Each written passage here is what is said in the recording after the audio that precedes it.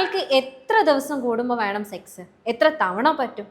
എത്ര ദിവസം നടന്നിട്ടില്ല എന്നാണെങ്കിൽ പ്രശ്നമുണ്ടോ? ദിവസം നടന്നാൽ പ്രശ്നമുണ്ടോ? അല്ലെങ്കിൽ ഇത് എങ്ങനെയൊക്കെയാണ് നടക്കേണ്ടത് എന്നുള്ള ഈ ഒരു ചോദ്യങ്ങൾ ഒട്ടുമിക്ക ദിവസവും ഒപ്പികളിലും എനിക്ക് കിട്ടാറുണ്ട്.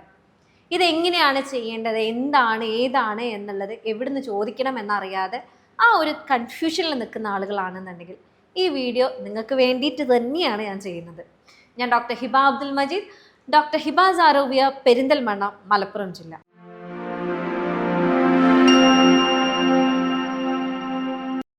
അപ്പോൾ ആദ്യത്തെ ക്വസ്റ്റ്യനിലേക്ക് തന്നെ കിടക്കാം.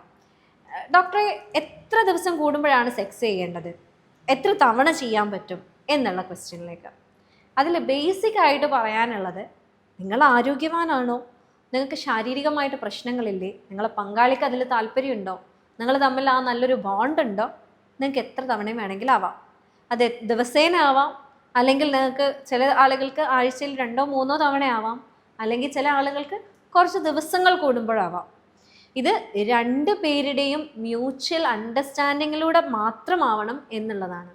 ഇതിൽ പ്രത്യേകം പറയാനുള്ളത്, ടു ഫ്രീക്വൻ്റ് ആയിട്ടാണ് നിങ്ങൾ സെക്സിൽ ഏർപ്പെടുന്നതെന്നുണ്ടെങ്കിൽ ആ ഒരു പരിധി കഴിഞ്ഞ് കഴിഞ്ഞാൽ സ്വാഭാവികമായിട്ട് അവിടെ ക്ഷീണം, അതേപോലെ ഇറിറ്റബിലിറ്റി നല്ല രീതിയിൽ വരാനുള്ള സാധ്യതകൾ കൂടുതലാണ്. എന്നാലോ തീരെ ഇല്ലാത്തൊരു സാഹചര്യത്തിലേക്കാണ് പോകുന്നതെന്നുണ്ടെങ്കിൽ നിങ്ങൾ തമ്മിലുള്ള ആ ഒരു ഇൻറ്റിമസി ബോണ്ട് അവിടെ ഒന്ന് വിള്ളൽ വരാനുള്ള ചാൻസസും വളരെ കൂടുതലാണ്. അപ്പം ഇതിനൊന്ന് മെയിൻറ്റെയിൻ ചെയ്ത് കൊണ്ടുപോവുക എന്നുള്ളതാണ് വളരെ പ്രാധാന്യം എന്ന് പറയുന്നത്. ദിവസേന സെക്സിൽ ഏർപ്പെടണം എന്ന നിർബന്ധമുണ്ടോ എന്ന് ചോദിക്കാറുണ്ട് ചില ആളുകൾ. ഇതൊരു കടമയല്ലേ, അല്ലെങ്കിൽ ഇത് ദിവസം നടക്കേണ്ട കാര്യമല്ലേ എന്നുള്ളൊരു തെറ്റിദ്ധാരണ ചില ആളുകൾക്കുണ്ട്. ഇതിലും പറയാനുള്ളത്, നിങ്ങൾ മെൻ്റലി ഇതിന് പ്രിപ്പയർഡ് ആണ്, നിങ്ങളുടെ വൈഫ് ഇതിൽ പ്രിപ്പയർഡ് ആണ്, അല്ലെങ്കിൽ പാർട്ട്ണർ ഇതിനെ നല്ല രീതിയിൽ ആഗ്രഹിക്കുന്നുണ്ട് എന്നുണ്ടെങ്കിൽ നോ പ്രോബ്ലം, എന്തായാലും നിങ്ങൾക്ക് ദിവസേന ഓക്കെയാണ്. അപ്പോൾ ഇതിൽ പ്രധാനമായിട്ട് പറയാനുള്ള ഒരു കാരണം എന്ന് പറയുന്നത്, ആ ഒരു മ്യൂച്വൽ അണ്ടർസ്റ്റാൻഡിങ്ങിലാണ്, അതിലൊരു പ്രിപ്പയർഡ്നെസ്സിലാണ്, അതേപോലെ നിങ്ങൾ ആ ഒരു രീതിയിലേക്കാണ് സെക്സിലേക്ക് പോകുന്നതെന്നുണ്ടെങ്കിൽ ഇറ്റ് ഈസ് ഓക്കെ. അവിടെ നിങ്ങൾ നോക്കേണ്ട എന്താണെന്ന് വെച്ചാൽ നിങ്ങളെ ക്വാളിറ്റി ഓഫ് സെക്സ് ആണ്, അല്ലാതെ എത്ര തവണ, ക്വാണ്ടിറ്റിയിലല്ല നിങ്ങൾ കൂടുതൽ പ്രാധാന്യം കൊടുക്കേണ്ടത്. അതേപോലെ മറ്റൊരു ഡൗട്ടാണ്, ദിവസേന സെക്സ് ചെയ്താൽ പ്രശ്നമുണ്ടോ, അല്ലെങ്കിൽ അത് ശരീരത്തിന് എന്തെങ്കിലും പ്രശ്നമാക്കാറുണ്ടോ? കാരണം നമ്മൾ പറയാറുണ്ട്, ദിവസേന നിങ്ങൾ മാസ്റ്റുർബേറ്റ് ചെയ്ത് കഴിഞ്ഞാൽ നിങ്ങൾക്ക് ശരീരത്തിന് കേടാണ് എന്ന് പറയുന്നത് കൊണ്ട് തന്നെ അതേ നാണയത്തിൽ തിരിച്ചു ചോദിക്കുന്നതാണ്, അപ്പോൾ ദിവസേന സെക്സ് ചെയ്താൽ പ്രശ്നമുണ്ടോ എന്നുള്ളത്. അപ്പോൾ അതിൽ പറയാനുള്ളത്, നിങ്ങളെ ബോഡി ഓക്കെ ആണ്, നിങ്ങൾ ഹെൽത്തി ആണെന്നുണ്ടെങ്കിൽ നോ പ്രോബ്ലം. പക്ഷേ അതിൽ നോക്കാനുള്ള കാരണം എന്താണെന്ന് വെച്ചാൽ, ഈ പറയുന്ന ഒരു ക്ഷീണം എന്നുള്ളത് അവിടെ വലിയൊരു ഫാക്ടറാണ്. കാരണം നിങ്ങൾ റെസ്റ്റ് എടുക്കാതെ നിങ്ങളുടെ ബോഡിക്ക് തിരിച്ച് നോർമൽ ആകാനുള്ള ഒരു സമയം കൊടുക്കാതെ നോർമൽ ആവാൻ കഴിയില്ല. ഇത് റിപ്പീറ്റഡ് ആയി കഴിഞ്ഞാൽ, നിങ്ങളൊരു മാസ്റ്റുർബേഷൻ ഡെയിലി ചെയ്ത് കഴിഞ്ഞാൽ എങ്ങനെയാണോ ആ ഒരു രീതിയിലേക്ക് നിങ്ങളുടെ ബോഡി അവിടെ പോകാനുള്ള സാധ്യതകൾ കൂടുതലാണ്. അതായത് പിന്നീട് നിങ്ങൾക്ക് ക്ഷീണം, നിങ്ങളുടെ ബോഡി മെലിഞ്ഞു തുടങ്ങാനൊക്കെയുള്ള സാധ്യതകൾ കൂടുതലാണ്. അപ്പം എങ്ങനെയാണോ നിങ്ങളുടെ ബോഡി ഹെൽത്തി ആണെന്നുണ്ടെങ്കിൽ യു ക്യാൻ കണ്ടിന്യൂ, അല്ല എന്നാണെന്നുണ്ടെങ്കിൽ അതിനനുസരിച്ച് ഒരു റെസ്റ്റ് കൊടുത്ത് നിങ്ങൾ ആഗ്രഹിക്കുന്ന രീതിയിലേക്ക് ചെയ്യുക എന്നുള്ളതാണ്. അതേപോലെ മറ്റൊരു ക്വസ്റ്റ്യൻ ആണ്, ഡോക്ടറെ, മോർണിംഗ് ഇറക്ഷനെ കുറിച്ച് എന്തിനാണ് നിങ്ങൾ എപ്പോഴും പറയുന്നത്? അതായത് പേഷ്യൻസ് നമ്മളെ മുന്നിൽ വരുമ്പോൾ നമ്മൾ ഫസ്റ്റ് ചോദിക്കുന്ന ചോദ്യം തന്നെ അതാണ്, രാവിലത്തെ ഉദ്ധാരണം എങ്ങനെയുണ്ട്, ദിവസേന ഉണ്ടാവാറുണ്ടോ എന്നുള്ള കാര്യം. അപ്പോൾ എന്താണ് അതിൻ്റെ ഒരു, എന്തിനാണ് നിങ്ങൾ അങ്ങനെയൊക്കെ ചോദിക്കുന്നത് എന്നുള്ള രീതിയിൽ ക്വസ്റ്റ്യൻസ് വരാറുണ്ട് നമ്മൾക്ക്. അപ്പോൾ അതിൻ്റെ ഒരു ബേസിക് റീസൺ എന്ന് പറയുന്നത്, നിങ്ങൾക്ക് മോർണിംഗ് ഇറക്ഷൻ നിർബന്ധമായിട്ടും വേണം എന്ന് പറയാനുള്ള കാരണം എന്താണെന്ന് വെച്ചാൽ, നിങ്ങളുടെ ശരീരത്തിൽ, പുരുഷ ശരീരത്തിൽ ഈ ഒരു ഇറക്ഷനെ സഹായിക്കുന്ന ഹോർമോൺ ഏതാണ്? ടെസ്റ്റോസ്ട്രോൺ ആണ്. ടെസ്റ്റോസ്ട്രോൺ എന്ന് പറയുന്നത് ശരീരത്തിൽ ഏറ്റവും ഹൈ ആയിട്ട് നിങ്ങളുടെ ശരീരത്തിൽ ഉണ്ടാകുന്ന ടൈം എന്ന് പറയുന്നത് ആ ഒരു രാത്രി മുതൽ, ഒരു രാത്രി 11 to 12 ആ ഒരു ടൈം മുതൽ രാവിലെ 8 മണിയൊക്കെ ആകുമ്പോഴേക്കും അതിങ്ങനെ കുറഞ്ഞു വരാൻ തുടങ്ങും. ആ ഒരു 5 to 6 ആ ഒരു ടൈമിലേക്കാണ് ശരിക്കും ഈ ഒരു ടെസ്റ്റോസ്ട്രോണിൻ്റെ പ്രൊഡക്ഷൻ കറക്റ്റായിട്ട് ബോഡിയിൽ ഉണ്ടാകുന്നത്. അപ്പം ഈ ഒരു പ്രൊഡക്ഷൻ അവിടെ കറക്റ്റായിട്ട് ഉണ്ട് എന്നുണ്ടെങ്കിൽ, ഏറ്റവും ഹയസ്റ്റ് ലെവലിൽ ഉണ്ട് എന്നുണ്ടെങ്കിൽ എന്തായാലും അവിടെ ഉദ്ധാരണം ഓട്ടോമാറ്റിക്കലി ഉണ്ടാകും. അല്ലാത്ത ടൈമിൽ ഉണ്ടാകുന്നില്ല എന്നല്ല പറയുന്നത് കേട്ടോ. അല്ലാത്ത ടൈമിലൊക്കെ ടെസ്റ്റോസ്ട്രോൺ അവിടെ ഉണ്ടായിക്കൊണ്ടിരിക്കുന്നുണ്ട്. പക്ഷേ നിങ്ങളുടെ ബോഡിയിൽ ഏറ്റവും പീക്കിൽ നിൽക്കുന്ന ടൈം ഈ ഒരു ടൈമാണ്. ഇതുകൊണ്ട് തന്നെയാണ് നിങ്ങൾക്ക് രാവിലെ എണീക്കുന്ന ടൈമിലേക്ക് നിങ്ങൾക്ക് ഉദാഹരണം, ചില ആളുകൾ പറയാറുണ്ട് ഉറക്കത്തിലേ ഉദ്ധരിച്ച് നിൽക്കുന്നതായിട്ടൊക്കെ എനിക്ക് ഫീൽ ചെയ്യാറുണ്ട് എന്നുള്ളത്. അവർക്ക് ടെസ്റ്റോസ്ട്രോൺ വളരെ ഹൈ ആണ് എന്നുള്ളതാണ് അതിനർത്ഥം. അപ്പം ഇതിൽ വേറൊരു കാര്യം കൂടെ കൂട്ടിച്ചേർക്കാൻ ഞാൻ ആഗ്രഹിക്കുന്നത് എന്താണെന്ന് വെച്ചാൽ, ടെസ്റ്റോസ്ട്രോൺ ചില ആളുകൾ ചെക്ക് ചെയ്ത് വരാറുണ്ട്. പക്ഷെ അവർക്ക് തോന്നിയ സമയത്ത് പോയിട്ട് ചെക്ക് ചെയ്യാറാണ്. അപ്പോൾ ഏറ്റവും ബെസ്റ്റ് ടൈം എന്ന് പറയുന്നത് 8 മണിക്ക് മുന്നെയാണ്. കാരണം അത് കഴിഞ്ഞ് കഴിഞ്ഞാൽ സ്വാഭാവികമായിട്ടും ടെസ്റ്റോസ്റ്ററോണിൻ്റെ ലെവൽ കുറഞ്ഞു വരാറുണ്ട്. അത് വളരെ ഫിസിയോളജിക്കലായിട്ട് നോർമലായിട്ട് സംഭവിക്കുന്ന ഒന്നാണ്. നമ്മളെന്താകും, നമ്മളത് ടെസ്റ്റ് ചെയ്തിട്ട് വളരെ ലോ ആയിട്ട് കാണുകയാണെന്നുണ്ടെങ്കിൽ നമ്മളതിനെ തെറ്റിദ്ധരിച്ചുകൊണ്ട് അയ്യോ ഇതെനിക്ക് നോർമൽ അല്ലല്ലോ, എനിക്ക് ടെസ്റ്റോസ്റ്ററോണിൻ്റെ കുറവുണ്ടല്ലോ എന്നുള്ള ധാരണയിൽ വരാനുള്ള സാധ്യതകൾ കൂടുതലാണ്. അതേപോലെ ആ ഒരു ടൈമിലേക്ക് മറ്റൊരു സംഭവം സംഭവിക്കുന്നത് എന്താണെന്ന് വെച്ചാൽ, നിങ്ങൾ ആ ഒരു റാപ്പിഡ് ഐ മൊമെൻറ്റ്, നമ്മൾ ഉണരാൻ നിൽക്കുന്ന ആ ഒരു ടൈമിലേക്ക് നല്ല ഐ മൂവ്മെൻറ്റ്സ് നടക്കുന്നത്, അതായത് നിങ്ങൾക്ക് അറിയുന്നുണ്ടാവും നമ്മുടെ സ്ലീപ്പിൽ രണ്ടും നടക്കുന്നുണ്ട്.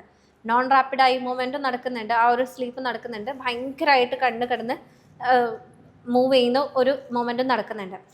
ഈ ടൈമിൽ എന്താണ് സംഭവിക്കുന്നതെന്ന് വെച്ചാൽ, നിങ്ങളുടെ ശരീരത്തിൽ ബ്ലഡ് ഫ്ലോ നല്ല രീതിയിൽ ഇമ്പ്രൂവ് ചെയ്യുന്നുണ്ട്, നല്ല രീതിയിൽ കൂടുന്നുണ്ട്. അത് കൂടുന്നതുകൊണ്ട് തന്നെ ഈ ഒരു ഭാഗത്തേക്കുള്ള രക്തയോട്ടം കൂടുന്നതുകൊണ്ട് തന്നെ സ്വാഭാവികമായിട്ടും അവിടെ ഉദാഹരണം മോർണിംഗ് ഇറക്ഷൻ ഉണ്ടാകാനുള്ള ചാൻസസ് കൂടുതലാണ്. അപ്പോൾ ഇത് വളരെ നോർമലായിട്ടുള്ളൊരു കാര്യമാണ്. ഇതിലെന്തെങ്കിലും അബ്നോർമാലിറ്റി ഉണ്ടോ എന്നുള്ളത് ചില ആളുകൾ ചോദിക്കാറുണ്ട്. അപ്പോൾ അവരോടാണ് പറയുന്നത് വളരെ നോർമലായിട്ടുള്ള കാര്യമാണ്. ഇത് നോർമലായിട്ടില്ല എന്നാണെന്നുണ്ടെങ്കിൽ അവിടെ ചിലപ്പം എന്തെങ്കിലും പ്രശ്നങ്ങൾ ഉണ്ടാകാനുള്ള ചാൻസസ് ഉണ്ട് എന്നുള്ളതാണ് ഒരു സൂചന തരുന്നത്. അതേപോലെ മറ്റൊരു ചോദ്യം എന്ന് പറയുന്നത് സ്ഥിരമായിട്ട് ചോദിക്കുന്നത്, ഞാൻ എന്ത് ഭക്ഷണമാണ് കഴിക്കേണ്ടത്, എന്തൊക്കെയാണ് എൻ്റെ ഡയറ്റിൽ ഞാൻ ഇൻക്ലൂഡ് ചെയ്യേണ്ടത്, നല്ല രീതിയിലൊരു ഉദാഹരണം വരണം എന്നുണ്ടെങ്കിൽ എന്ന് പറഞ്ഞിട്ടാണ്. അപ്പോൾ അതിൽ ആദ്യത്തെ കാര്യം എന്ന് പറയുന്നത്, നിങ്ങൾ നിർബന്ധമായിട്ടും നിങ്ങളുടെ ഫുഡിൽ ഇൻക്ലൂഡ് ചെയ്യേണ്ട ഒന്നെന്ന് പറയുന്നത് നമ്മളുടെ പഴമാണ്. അത് പ്രത്യേകമായിട്ട് നേന്ത്രപ്പഴം എന്ന് പറയാം. അതിലെന്ന് പറയുന്നത് പൊട്ടാഷ്യം വളരെ റിച്ച് ആയതുകൊണ്ട് തന്നെ നമ്മളെ മസിലിൻ്റെ സ്ട്രെങ്ത് കൂട്ടാനും അതേപോലെ നല്ല രീതിയിൽ നമ്മൾക്ക് ഡിസയർ ആൻഡ് സ്റ്റാമിന കിട്ടാനും ഇത് നന്നായിട്ട് ഹെൽപ്പ് ചെയ്യും. അപ്പം നേന്ത്രപ്പഴം അല്ലെങ്കിൽ ഏത് രീതിയിലുള്ള പഴവും നമ്മൾ നല്ല രീതിയിൽ ഉദാഹരണത്തിലേക്ക് ഹെൽപ്പ് ചെയ്യുന്ന ഒന്നാണ്. അതേപോലെ രണ്ടാമതായിട്ട് നിർബന്ധമായിട്ടും കഴിക്കേണ്ടതെന്ന് പറയുന്നത് നമ്മളുടെ തണ്ണീർമത്തനാണ്. സിട്രുലിൻ എന്ന് പറയുന്ന ഒരു കണ്ടന്റ് ഉണ്ട്. ഈ തണ്ണീർമത്തനിൽ അല്ലെങ്കിൽ വത്തക്ക എന്ന് പറയുന്ന വാട്ടർമെലണിൽ എന്താണ് നല്ല രീതിയിൽ നിങ്ങൾക്ക് രക്തയോട്ടം ഉണ്ടാക്കാൻ സഹായിക്കുന്ന ഒന്നാണ്. ചില പഠനങ്ങൾ പറയുന്നത് ഒരു പരിധി വരെ നമ്മളുടെ ഈ ഒരു ഉദാഹരണക്കുറവിനൊക്കെ കൊടുക്കുന്ന മെഡിസിൻസിൻ്റെ ഒരു ഫലം ഇതിന് ചെയ്യാൻ സഹായിക്കും എന്നുള്ളതാണ്. അതേപോലെ തന്നെ മറ്റൊരു ഫുഡ് എന്ന് പറയുന്നത് മുട്ടയാണ്. മുട്ടയിൽ പ്രോട്ടീൻസ് വളരെ റിച്ചാണ്. അതേപോലെ തന്നെ വൈറ്റമിൻ B6 നല്ല റിച്ച് ആയതുകൊണ്ട് തന്നെ നിങ്ങളുടെ ശരീരത്തിലുള്ള ആ ഒരു സ്റ്റാമിന നിലനിർത്താനും അതേപോലെ ഹോർമോണൽ ഇംബാലൻസസ് എന്തെങ്കിലും ഉണ്ടെന്നുണ്ടെങ്കിൽ അതിനെ റെഗുലേറ്റ് ചെയ്യാനും നല്ല രീതിയിൽ അത് ഹെൽപ്പ് ചെയ്യുന്നുണ്ട്. പിന്നൊന്നെന്ന് പറയുന്നത് നമ്മളുടെ ഡാർക്ക് ചോക്ലേറ്റ് ആണ്. അപ്പോൾ നിങ്ങൾക്കൊക്കെ അറിയുന്നുണ്ടാവും, ഡാർക്ക് ചോക്ലേറ്റ് കഴിച്ചു കഴിഞ്ഞാൽ നമ്മളുടെ മൈൻഡ് നല്ല രീതിയിൽ അത് റിലാക്സ് ചെയ്യാൻ ഹെൽപ്പ് ചെയ്യുന്നുണ്ട്. സ്വാഭാവികമായിട്ടും ആ ഒരു ഇൻറ്റിമസി നല്ല രീതിയിൽ ക്രിയേറ്റ് ചെയ്യാൻ അത് നന്നായിട്ട് ഹെൽപ്പ് ചെയ്യും. അതേപോലെ പിന്നെയുള്ള ഭക്ഷണം എന്ന് പറയുന്നത് നമ്മളുടെ പൊമിഗ്രാനറ്റ് ആണ്. നമ്മളുടെ മാതള നാരങ്ങ എന്ന് ചില ആളുകൾ പറയാറുണ്ട്, അനാർ എന്ന് പറയാറുണ്ട്. ഇതെന്ന് പറയുന്നത് ഇതിൽ നിറയെ ആൻറ്റി ഓക്സിഡൻസ് ആണ്. ഈ ആൻറ്റി ഓക്സിഡൻസിൻ്റെ ഒരു സ്വഭാവം എങ്ങനെയാണെന്ന് വെച്ചാൽ, പൊതുവേ നമ്മളടുത്ത് വരുന്ന ഈ ഒരു പ്രശ്നത്താൽ, അതായത് ED ഒക്കെ റിലേറ്റഡ് ആയിട്ടുള്ള ഇറക്ടൈൽ ഡിസ്ഫങ്ഷനൊക്കെ റിലേറ്റഡ് ആയിട്ടുള്ള ആളുകൾ വരുന്നത് എന്താണെന്ന് വെച്ചാൽ, അവർക്ക് ഈ ഒരു ഭാഗത്തേക്കുള്ള രക്തയോട്ടം കുറവാണ് എന്നുള്ളത് കൊണ്ടാണ്. അതിൻ്റെ ബേസിക് റീസൺ എന്ന് പറയുന്നത് രക്തയോട്ടക്കുറവാണ്. അപ്പോൾ ഈ രക്തയോട്ടക്കുറവിന് പല കാരണങ്ങളുണ്ട്. അതിലൊരു പ്രധാന കാരണം എന്ന് പറയുന്നത് പല രീതിയിലുള്ള നീർക്കെട്ടുകളാണ്.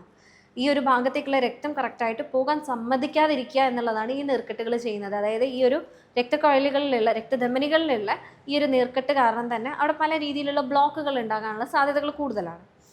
അപ്പം ഈ ഒരു പൊമിഗ്രാനറ്റിലുള്ള ആൻറ്റി ഓക്സിഡൻസ് ഇവിടെ എന്താ സഹായിക്കുന്നതെന്ന് വെച്ചാൽ, ഇവിടെയുള്ള ഈ ഒരു ഫ്രീ റാഡിക്കൽസ്, ഈ ഒരു ഇൻഫ്ലമേഷൻ ഉണ്ടാക്കാനുള്ള അല്ലെങ്കിൽ നീർക്കെട്ടുകൾ ഉണ്ടാക്കാനുള്ള സാധ്യതകളെ ഇല്ലായ്മ ചെയ്യുകയാണ് ഈ ഒരു ആൻറ്റി ഓക്സിഡൻസ്. അതുകൊണ്ട് തന്നെ പൊമിഗ്രാനറ്റ് അല്ലെങ്കിൽ അനാർ നിങ്ങളുടെ ഫുഡിൽ നിങ്ങൾ ഇടക്കും തിലക്കുമായിട്ട് ആഡ് ചെയ്യുന്നുണ്ട് എന്നുണ്ടെങ്കിൽ അതിൻ്റേതായ ഗുണം എന്തായാലും നിങ്ങളുടെ ആ ഒരു സ്റ്റാമിനയിലും നിങ്ങൾക്ക് നല്ല രീതിയിൽ ഉദാഹരണം കിട്ടാനും ഹെൽപ്പ് ചെയ്യുന്നതായിരിക്കും. അപ്പോൾ ചുരുക്കി പറയുകയാണെന്നുണ്ടെങ്കിൽ, നിങ്ങൾ എത്ര തവണ ചെയ്യണം എന്ന് ചോദിക്കുകയാണെന്നുണ്ടെങ്കിൽ എത്ര തവണയും ആവാം. പക്ഷേ അത് നിങ്ങളുടെ ഹെൽത്ത്, നിങ്ങളുടെ പാർട്ട്ണറിൻ്റെ ഹെൽത്ത്, രണ്ടുപേരുടെയും മാനസികമായിട്ടുള്ള കണക്ഷൻ, താല്പര്യം, പ്രിപ്പറേഷൻ, ഇതെല്ലാം ബേസ് ചെയ്തിട്ടാണ് എല്ലാ കാര്യങ്ങളും നിങ്ങൾ മുന്നോട്ട് കൊണ്ടുപോകേണ്ടത്. നിങ്ങൾ ഒരാൾക്ക് താല്പര്യമുണ്ട്, മറ്റേ ആൾക്ക് താല്പര്യമില്ല ഡെയിലി ചെയ്യാനെന്നുണ്ടെങ്കിൽ അതിനെ മാനിക്കുക, അല്ലെങ്കിൽ അതെന്താണ് എന്ന് നോക്കി അതിനെ റെക്ടിഫൈ ചെയ്തിട്ട് വേണം ഇതിലേക്ക് കടക്കാൻ എന്നുള്ളതാണ് പ്രത്യേകമായിട്ട് പറയാനുള്ളത്. അതല്ല എന്നാണെന്നുണ്ടെങ്കിൽ ഇത് സ്വാഭാവികമായിട്ടും നിങ്ങളറിയാതെ നിങ്ങളുടെ നോർമൽ ലൈഫിനെ അത് വേണമെങ്കിൽ ഡിവോഴ്സിലേക്ക് വരെ എത്തിക്കാനുള്ള സാധ്യതകൾ വളരെ കൂടുതലാണ്. സോ ഇതിനെക്കുറിച്ച് കൂടുതൽ അറിയാൻ, അല്ലെങ്കിൽ ഇത് റിലേറ്റഡ് ആയിട്ട് നിങ്ങൾ ഒരുപാട് പ്രശ്നങ്ങൾ അനുഭവിക്കുന്നുണ്ട് എന്നുണ്ടെങ്കിൽ നിങ്ങൾക്ക് എന്നെ കോൺടാക്റ്റ് ചെയ്യാവുന്നതാണ്. ഞാൻ ഡോക്ടർ ഹിബ അബ്ദുൽ മജീദ്, ഡോക്ടർ ഹിബാസ് ആരോഗ്യ, പെരിന്തൽമണ്ണ, മലപ്പുറം ജില്ല.